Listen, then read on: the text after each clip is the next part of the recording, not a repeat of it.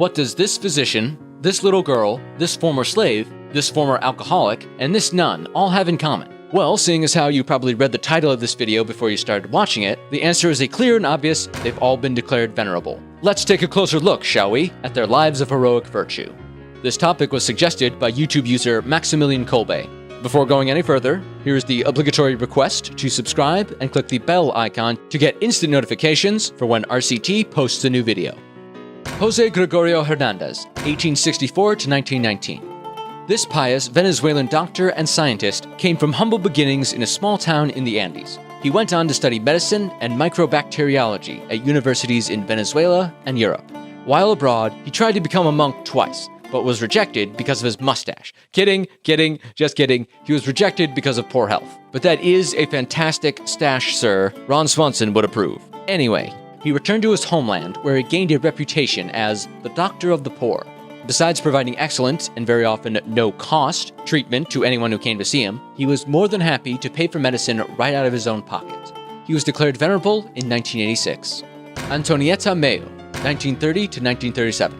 Antonietta Mayo could possibly become the youngest saint who was not martyred. She was 6 years old when she died. Known for her good humor, kindness, and joy, this Italian girl had to have her leg amputated after she was diagnosed with bone cancer when she was 5. The cancer didn't stop spreading, however. In the remaining months of her life, she offered up her suffering for the conversion of sinners. She wrote letters to Jesus that showed an astonishing level of piety and theological understanding for one so young.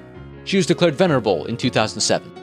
Pierre Toussaint, 1776 to 1853, approximately.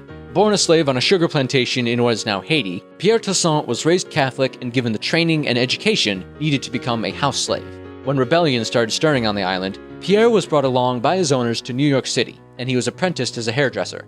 He became one of the best around and was allowed to keep a notable portion of his earnings. He was eventually freed when he was 45.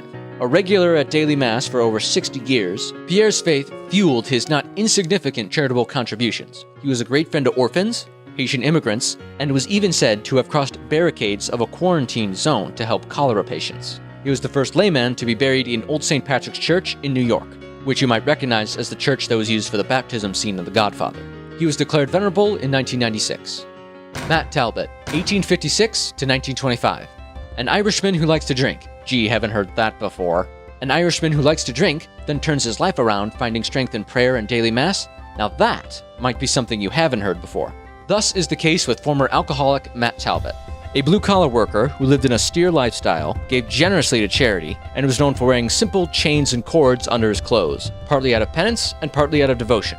He also tried to join the Third Order Franciscans, but was rejected because of his mustache. Kidding, he did become a Third Order Franciscan. Matt Talbot was declared venerable in 1975. Ignacia del Espiritu Santo, 1663 to 1748, approximately. In 1684, 21-year-old Ignacia didn't marry, but started to pursue her calling to the religious life by trying to join a convent in her hometown of Manila in the Philippines. Unfortunately, she was rejected because of her mustache. Really? Again? Ugh. Okay, let's try that one more time. Unfortunately, the laws set by the Spanish forbade any natives from joining the religious life. Being born to a Chinese immigrant father and Filipino mother, Ignacia had to heed her calling in a different manner.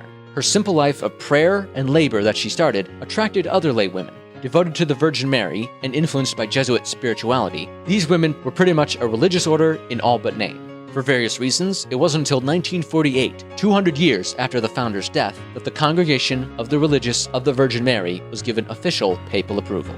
Ignacia was declared venerable in 2007. There you have it. What other obscure venerables have you heard of? Put it in the comments section. Special thanks to YouTube user Maximilian Kolbe for the suggestion. If you have a suggestion for a video, please leave a comment. We want to hear from you. And finally, here's the obligatory request to like this video, share this video, watch more videos from Random Catholic Thoughts, and subscribe to RCT. Thank you very much.